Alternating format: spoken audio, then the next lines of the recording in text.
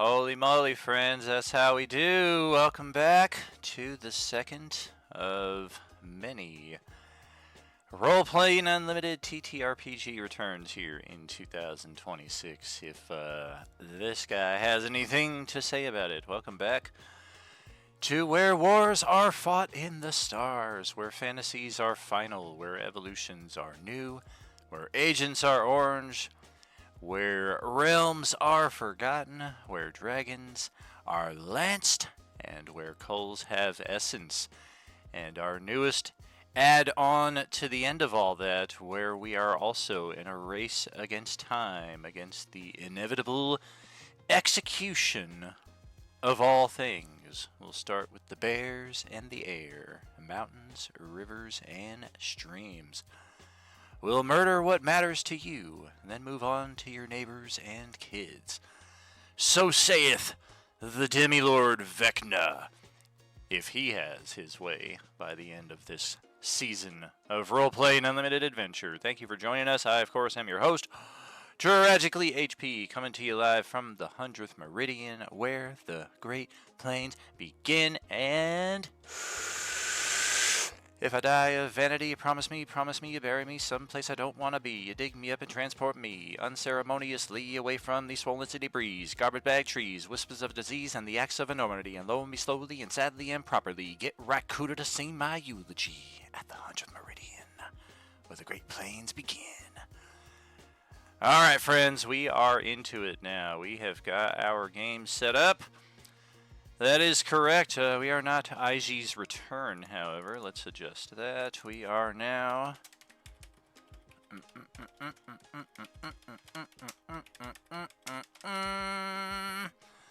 the Machinations of Szass. Try to centralize that a little bit more. Almost. Oh, went too far, as I tend to do. There we go.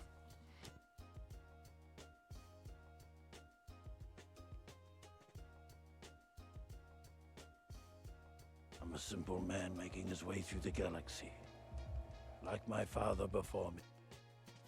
Good evening and welcome back. 2026 Role-Playing Unlimited. How about that? Woohoo! Yeah! Good. It's good to be back. Yes, it is. Very good. Good to see you all here tonight. I think, I was about to say, I think we're missing somebody, but that's right, yeah. Mr. Plow got called away. That's his name, Mr. Plow. So he will be doing some plowing up there in frigid-ass frozen Maine while the rest of us get into our adventure for the evening. Thank you for joining us, friends. Good to see you all. Good to see you too, man. Yeah. Gonna see you again on Saturday when we try to carve away a little bit more at the Descent board game we've been playing for a good number of months now. I've been looking forward to that for like the last 2 months. So my interest is unfortunately waning because it doesn't look like we're going to get the third act. So it's going to be one of those things where we like get to the epic conclusion of Act 2 and then we never know what happens after that. Like, it's going to be a lot of fun, but there's forever going to be this unknown, like, oh, well, what could have been? I guess like Star Wars The Acolyte? Yeah, exactly. Although I have faith in the overall franchise that they can find ways to kind of fit the pieces they want into other projects without directly continuing The Acolyte. I had no problem with The Acolyte. It took me a good year plus to finally watch it, but when I did, I was like, what is everybody's problem with this show? I freaking like it. Other than the fact that Kiadi Mundi is a lot older than we thought he was, but if that's your make or break for the acolyte, then I don't know, dude. All right. Right? No kidding. All right. So our table. This table directly was responsible for defeating Asshat Asarak at the tail end of session 30 last November. Meanwhile, Tuesday Crew took on the task of destroying Sararak's phylactery, also a successful mission. And from there, we had a bit of a strange ritual, which we'll go over here probably for each of our tables just as a lead-in connection, just in case anybody happened to miss any of the details of what happened during the holiday downtime. We didn't do a whole lot, as promised. We didn't get into like epic raffles and log in every day and you get a prize, or we're going to do like an intense role play and you got to be present. Like, we kept true to all that, but we did have like one major bridge that gets us from Act 5 into Act 6.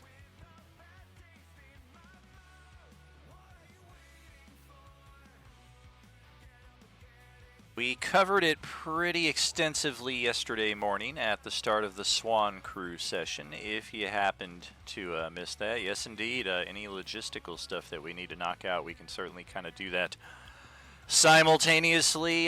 Maybe text any questions or comments in that respect so that we're not talking over each other, but certainly can benefit from the time in a multitude of respects. So,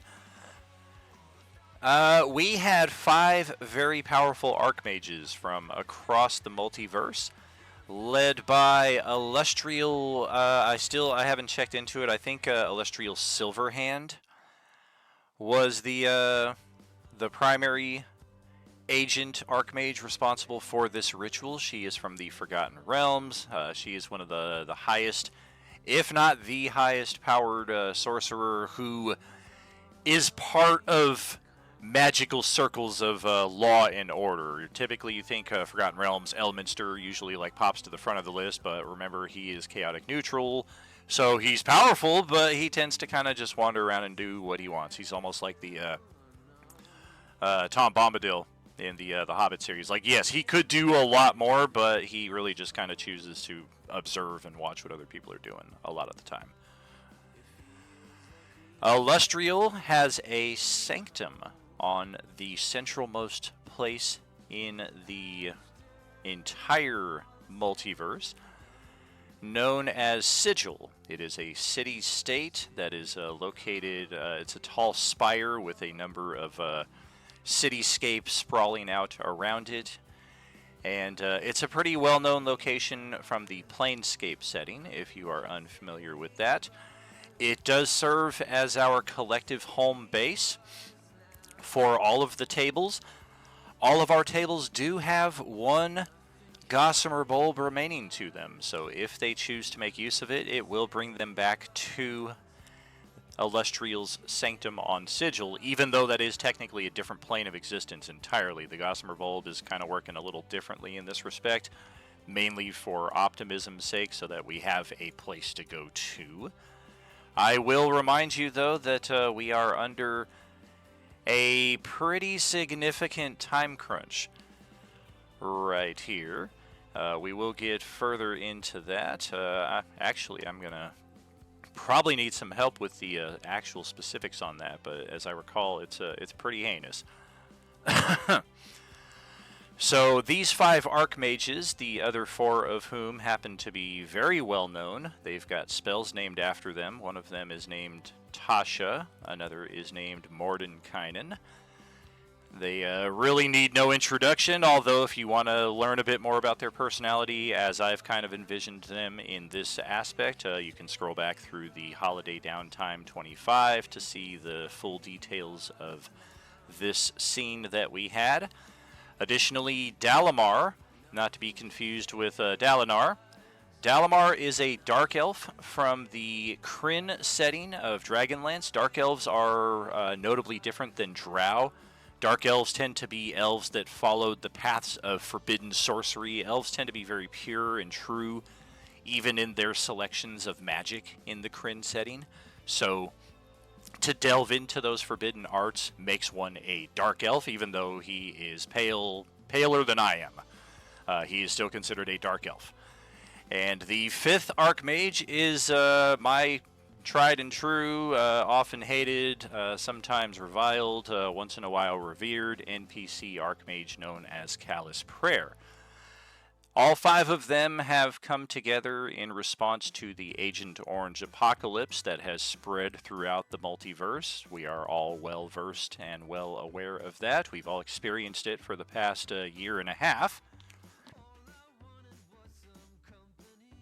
And what they have determined is that all of this zombie apocalypse stuff that's going on is really a smokescreen to occupy the most capable and most intelligent survivors in an apocalypse type situation where they really have no choice but to focus on their survival, otherwise they're dead.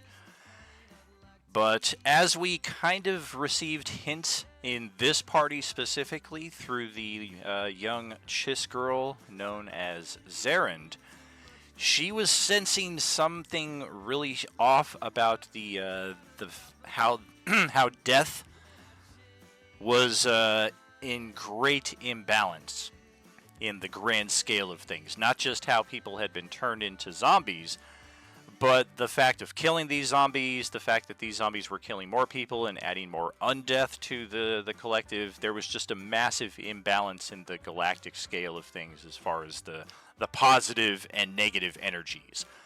And try as she might, she tried to convince your group to not kill the zombies if you could. She didn't really have any suggestions in that respect for what you could do otherwise, and you guys just did what you had to do to survive. But as these archmages have found out through their own divining and investigations, adding sufficient power to the energies of death is exactly what Vecna wants. It is the primary fuel that he needs to begin and finish his ritual of unmaking, which he is basically at the point that Thanos was at after he did the snap and took 50% away and people still were fighting him, and he's like, all right, that didn't work, you didn't learn your lesson, I'm going to eradicate everything down to the atom, and I'm going to rebuild everything the way that I want it so that shit like this stops happening. You don't know a good thing when you got it, you keep fighting.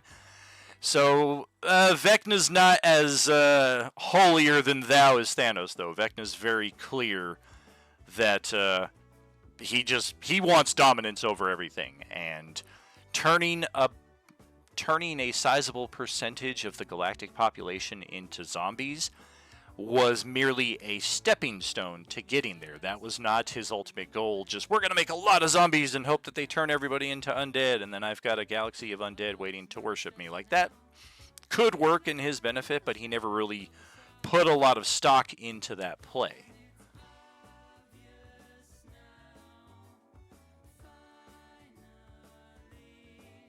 What our archmages have given us at this point, minimum level for this table would be 11, plus any bonuses that you may have.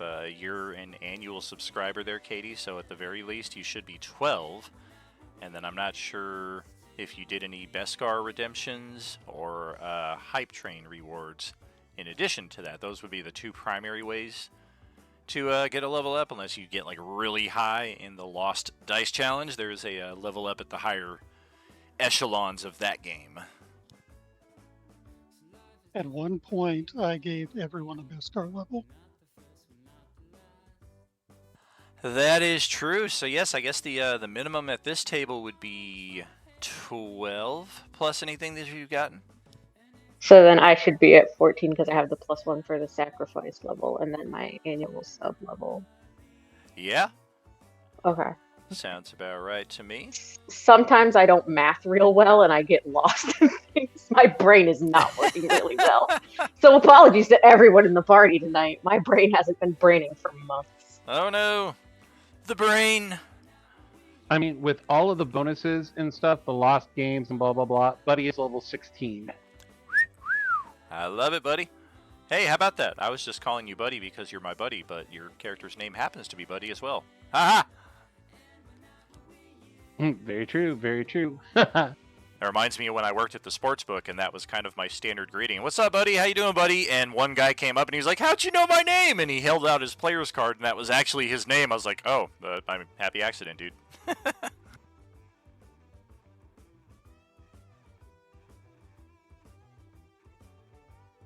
Alright, so Vecna has completed stage 1 and possibly further of his grand scheme to unmake the multiverse. He has gotten all of the death energy that he needs, the deathergy, and he has begun the ritual. We are aware that this is going on. We know that he's out there somewhere. His exact location still is to be determined. But the masterful Mordenkainen is aware of an artifact that is really only exists in legend. Nobody in lore has ever obtained all 7 pieces. Nobody has connected all of it to use it to determine exactly what it does. But the Rod of 7 Parts is rumored in legend and mythology to be very deadly to Vecna specifically. And we kind of foreshadowed this in Stew Crew last November, when their group, through their wanderings, they came across the first piece of the 7. And that leaves us, coincidentally, with 6 pieces to find and 6 tables to go out and find them. We also determined, Mordenkainen did the general locations where these pieces happen to be located. And our group here for Monday, they chose the Forgotten Realms, the world, or the continent of, or the world, yeah, the world is Toril, the continent is Faerun, and we are specifically heading for the country of Thay, where the Red Wizards reign supreme. It should be relatively known on some level to all of us, especially if you saw the D&D movie from a few years ago. They talk a lot about Zastam. There's a Red Wizard who's like one of the primary villains, so it's something that we should have some passing familiarity with, I would think. We know that somewhere in the stronghold of Zastam is one of the 6 pieces of the Rod of 7 Parts. While I'm looking at your tokens here on the upcoming map as well, make sure that each of you click that long rest button, I don't know, 3-4 times. We've had several days to long rest here in Sigil before we head out.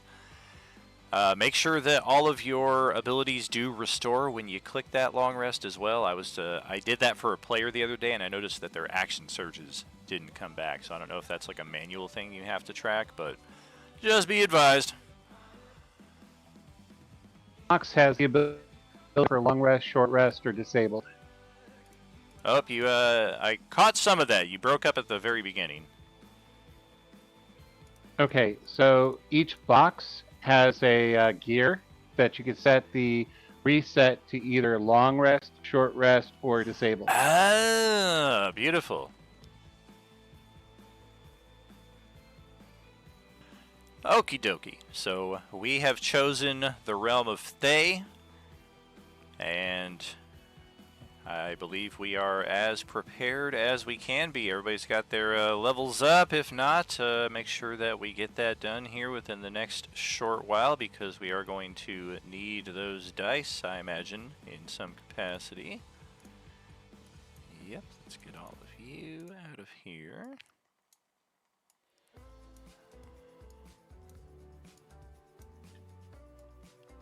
Plus, also remember your bonuses from the 4 days of Christmas and things like that.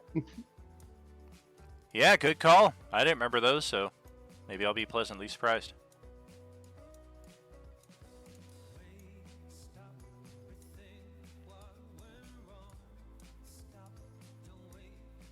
Yeah, that's right. We did just do the Christmas bonuses. Throw me a frickin' bonus. Although singing them is rather tough. You know?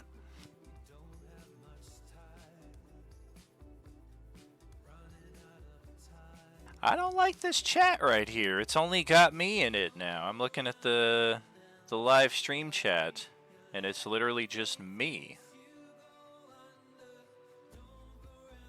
That's very strange.